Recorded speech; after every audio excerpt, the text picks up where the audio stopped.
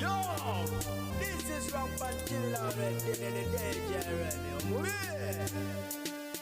Buterevu kufifije kwoli hatenga ngamba nti okola kyamanyi nnyo omulungi omwagala na Ajje komidde kombanirizaako mu dakiika eno yennyini mu kitundu kyaffe ekyokubiri ekyamawulire ag'olunaku olwaleero ate nga nyongera okujjukiza nti gwe atanaba kubanga osubscribinga ate nga mmwe abakikoledda mwebali nnyo mwebalire ddala mugye bali gye mutusizaako engalo yonna gye musinzira okubanga ate mukakalabya olunaku olwaleero omukulu Dr. Hildaman lwe yazaalibwa ebadde birthday era nga bagenze mu maaso kubanga ate bamuyozaayoza ate okuddako eru yeno yo omukulu amanyiddwa nga Kainerugaba Muhoozi yagenze mu maaso kubanga ate munange ayanja ekizimbe kye ekijja ekimanyiddwa nga Kainerugaba Administration Block yagenze maaso kubanga ate ebeera constructed by the SFC wali mu bitundu by'Entebbe olunaku lw'eggulo batyo bagenze maaso kubanga ate bagijjako akawuuwo block yiyo bagiyita Kainerugaba block bwatyo naye bwe yagenze maaso kubanga ate akikola eruyi eyo ate ye mwana muwala Spice Diana ngali wamu ne mwana mulenzi amanyiddwa nga Fake Famaika bwe batyo bagenze maaso kubanga ate beekuŋŋaanya ne bagula ebintu ebiwerako ddala ombadde sukaali omunnyo amazzi emigaati bwe batyo ne babanga ate boolekera mu ssomero ly'abaana abayisiraamu bongera okubanga ate munange babagulira ku kafutaali awo babasiibulule mu bufunze kinajjukira bulungi nnyo nti mwana muwala ono Spice Diana aliko erinnya erya Hajjala ekitegeeza nti mwana muwala wa busiraamu ate nga ne Fake Famaika ye Shafika so nno bakoledde ddala ekikolwa ekirungi mu biseera bino ebya Ramadhan Mungu ate ababalike sana okuddako okuba nnalulungi ba Uganda ba movie stars mwana muwala amanyiddwa nga Florence Nampijja yes olunaku lw'eggulo nagenze mu maaso kubanga ate mukutusako nga nkutegeeza nti ono yagenze bw'atyo nabanga ate agwa mu bintu by'omukulu amanyiddwa nga Freeman era nga yamugondomoddeko ennyumba kyenalaseeyo kye saakugambye kyekyokuba nti munange teyamuwadde ennyumba yokka omukulu yagenze mu maaso kubanga ate amukwanga n'ebisumuluzo by'emmotoka bagamba nti emmotoka eyo emanyiddwa nga V8 byebisumuluzo omukulu byagenze mu maaso kubanga ate amuwa abaana bawala bavuddeyo bangi ne beebuuza nti bano bo baali akife kye tutaalya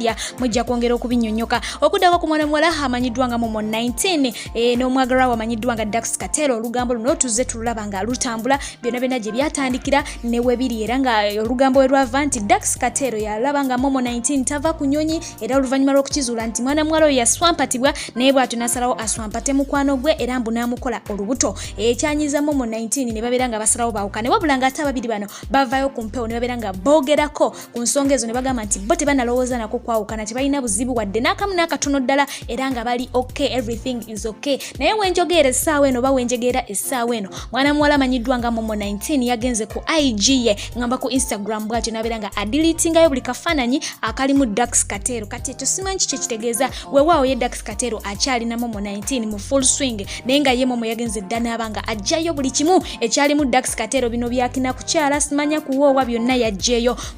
okuddako ku mwana muwala amanyiddwa nga Dorothy Mwinma yes ono naye yagenze mu maaso kubanga ate atulagako ku Joy gy'alina eruyi eyo n'omwagalwa we gw'amaze naye ebbanga eriwerako ddala nga balina abaana abawerawera-kawa n'atulaga nti essaawa yonna bagenda kubanga ate baniza family member omujja yes bagenda kubanga ate bazaala omwana omulala owokutaano oba okitegeera weewaawo nga ono ajja kuba wakuna ye wakati we ne bbaawo ono gw'alina naye nga tebakomyawo bagenze mu maaso kubanga ate basinkanako ne ku baana balenzi bano batiimu tuunya ne babanga ate nabo babalabako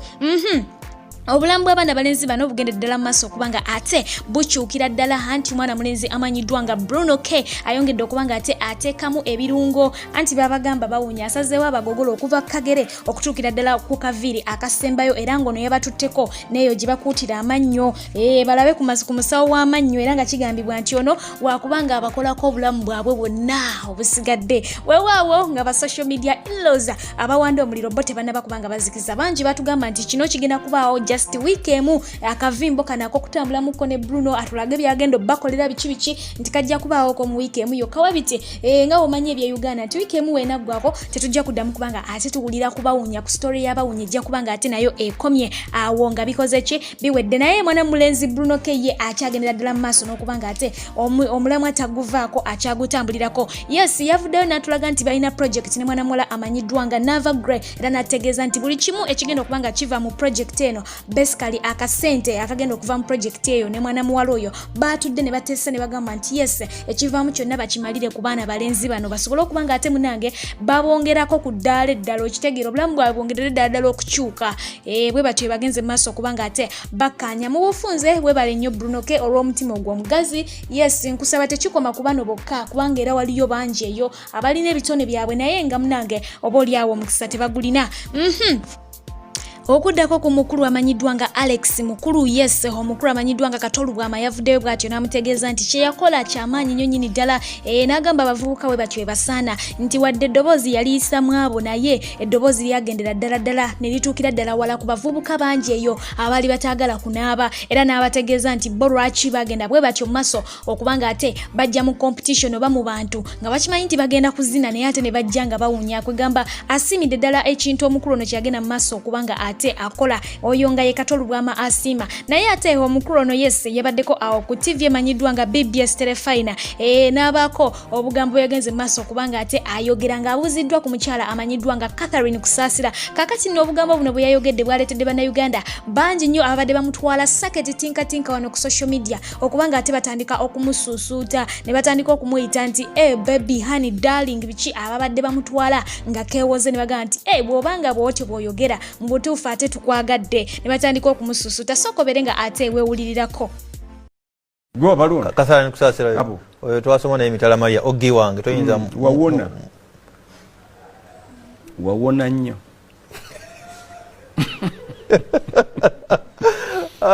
maaso kubwanga kusoma ne Kusaasira Kusaasira kati Kusaasira ye yeronda okugende wa advisor ku Kampala ani yamulonda His Excellency General Retired Yoweri Kaguta Museveni we bali nnyo ye yeronda buchamani ngolonda abantu ngabo singamba nti kiki naye Museveni yabalonda mwebaze okulaba nti ne mu entertainment waliwo abasaano okukola mu government mbadde nsaba naawe omwebaze nze Alex mukulu nnyo obutwa bw'emmese n'enfa akatambi ako kagenze mu maaso okubanga ate kakyusa obulamu bw'abantu abamu oba endowooza y'abantu abamu ku sayidi y'omukulu ono engeri gye babadde bamulabamu kati si gye bakyamulabamu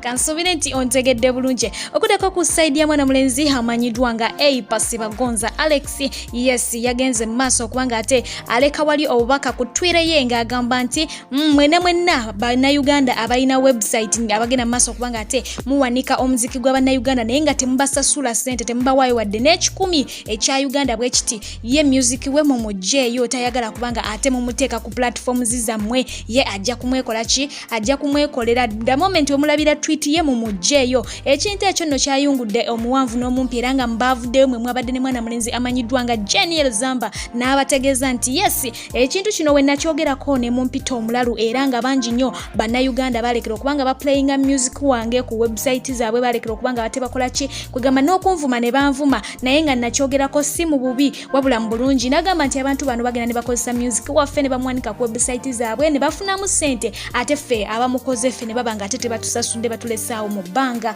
so no mwana mulenzi Pasi wabanga ekintu kino akirabye nga nze bwe nakiraba kino kinsanyusiza nnyo era bw'atyo n'amugamba nti thank you so much Kablaze ekintu ekyo ky'okoze ky'amaanyi nnyo nnyini ddala okubanga ate ozibusa amaaso n'olaba nze kye nali ngenda mu maaso okubanga ngamba bannayuganda naye nga tebakola ki tebakiraba kakati gwe wenna ayina website nga okola ekintu kino ogenda mu maaso okubanga ate owanika music w'abannayuganda n'otabasasula wadde ekikumi Pasi agambye the moment w'olabira tweet ye genda mu maaso obeere nga ate ojjayo omuziki gwe obeere nga ogwesonyiwa yes Jeniel Zamba yagamba nti kati ogugwe agwewanikira abaagala music we bamanyawo okumusanga era we bamusangayo yakasente abeera nga ate akeefunira yesi yafiirwa wabula bannanyini website ezo be bagenda mu maaso okubanga bafiirwa mu bufunze kyategeeza nti bandibadde bakoparatinga ne balaba nti music bamuplayinga oba bamuwanika ne bafunamu akasente ne babawaako nabo ne balyako kugamba bonna ne babeera nga bafuna naye ate bali balya bokka okuddako esaidi eno omukulu amanyiddwa nga Kojja Brian Semanda yes omwagalwa we bw'atyo yagenze mu maaso okubanga ate amwanjula mu bakadde be weewaawo byabadde byankukutu naye nga womanye ebye Uganda ennaku zino oba ebyensi we byatuuka tekyali byankukutu kamera zajja tuli ku .com era wali eri ebuyikwe bwe bati bagenze ddala mu maaso okubanga ate amawulire bagasaasaanya nga ababiri bano bagenda mu maaso okubanga ate beeyanjula okuddako ku mukulu amanyiddwa nga Hamzata ne mukyala we amanyiddwa nga Remyata bagenze mu maaso okubanga ate bongera okulumya abayaaye ffenna nga bwe twalabye ekintu kino kakati nno bo baside tiimu Kenzo bagenze ne balaba ekintu kino nti omuntu eyayambaza Dr. Hamza Sebunya teyabadde fair nakamu oba nti Dr. Hamza Sebunya yabadde nga yegomba Kenzo ebinubye byabadde yesala tebakitegedde bulungi ne batandika okugamba nti Dr. Hamza yagenze maaso kubanga ate akopa fashion zani za mwana mulenzi Edrisa Msuza sina kindi ne bagamba nti Rema yagenze maaso kubanga ayiyiza bbawe byayambala ekiraga nti bwaba yayiyiza fashion ezifananga Kenzo zatera okwambala nti kekamu ku kabonero obulaga nti ali mu kumisingo mukulu Edrisa Msuza wabula baana mmwe mutwala omuntu speed Mwana mulenzi amanyiddwa nga Eddie Kenzo still yagenze maaso kubanga ate addamu nga akikola neera oluvannyuma lw'okuddamu n'alabikirako wano ku New York Times Square omulundi ogwokubiri jjukira nti ye muyimbi eyasooka okubanga ate alabikirawo Munnayuganda ne kuddako mukulu Bobi Wine era nga sofa be bokka abakyalabikiddewo bokka bwe bate abakyala n'abaami aba Jokam Logistics and Tours International bakikukoledde anti bano bakutusako emigugu gyo okuva mu ggwanga erya Turkey okutuukira ddala wano mu ggwanga erya Uganda oli musuubuzi odiringira mu ngoye z'abakyala z'abaami oba z'abaana omuli ensawo engatto abaya ne sharia suuti saati t-shirts wamu n'enkofiira babikutusako ku bbeeyi ensaamusaamu ate mu budde bakubire ku nnamba z'essimu +9053 5 asatu mukaga ana munana oba +256 musanvu 08 nkaga mu 2 ana munana 22 basange ku offices zaabwe ezisangibwa wali mu kibuga Kampala ku New Taxi Park Building room number 689 na Mirembe Road beba Jokam Logistics and Tours International okukuwonya abafere Ate yo mukulu Douglas Ranga twakirabye bulungi nti olunaku olw'okwoseggulo gaali mazaalibwa ge yali birthday ye naye nga batukimanyi bulungi ennyo mwana mulenzi ono alina squad ennene ddala oba ttiimu ennene ddala ffenna gitumanyi bulungi gyakola nayo omuli ba MC Cuts ba DJ Roger bani bonna abo bwe batyo bagenze maaso okubanga ate munange bamukolako ekigenyi ku mazaalibwa ge kansooka ate mbakulekereko obanyumire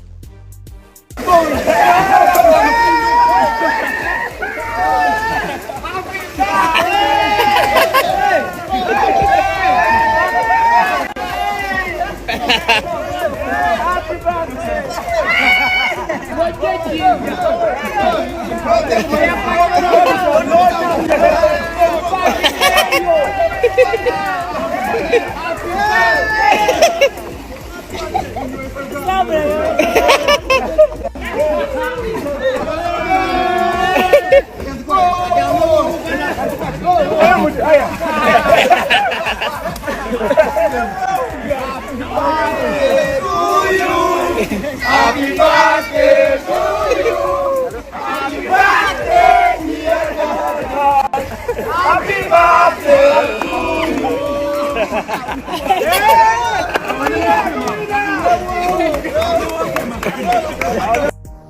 Amawulire gaffe ag'olwaleero nga gawunzika ne story ya mwana muwala amanyiddwa nga Angelina babe. Yes, ffenna tumumanyi bulungi nnyo no awangalira mu ggwanga erya US bw'atyo nga tufumita omuziki wali mpola. Tumanyi bulungi nnyo olugambo lubadde lugenda mu maaso oba amawulire agatambula ku mwana muwala amanyiddwa nga Sheila Gashumba n'omukulu amanyiddwa nga Rickman. Bwe batyo ba social media in-laws baavudde ne babeera nga ate batandika okusonjoga mwana muwala ono amanyiddwa nga Angelina oluvannyuma lw'okutegeera nti yandibanga ayagala kuddako mu ggwanga lya Uganda ne bamugamba nti ekyagala okukomyawo olw'okuba nti wategedde nti Rickman kakati akola ki aswampata mwana muwala amanyiddwa nga Sheila Gashumba owulira nga tosobola kutereerayo oyagala kujja otataganya relationship yaabwe naye yavuddeyo n'abeera nga abategeeza nti nze size ensonga ezinkomyawo by the way ndina musanyufu nnyo okulaba nti ababiri bano bagenda mu maaso kubanga ate bakwasaganya ensonga zaabwe era nga njagala kubeera mugenyi omukulu ku mikolo gyabwe inkasi nga gigenze mu maaso okubanga ate gibeerawo ngamba emikolo egy'embaga ye bw'atyo bwe yasobodde okubanga ate yejjako kawawa mu ngeri emu oba endala nsigadde nze Fifije nga bulijjo atakuumira mpeera abankuumire mubeere bulungi mbaagala nnyo mweraba.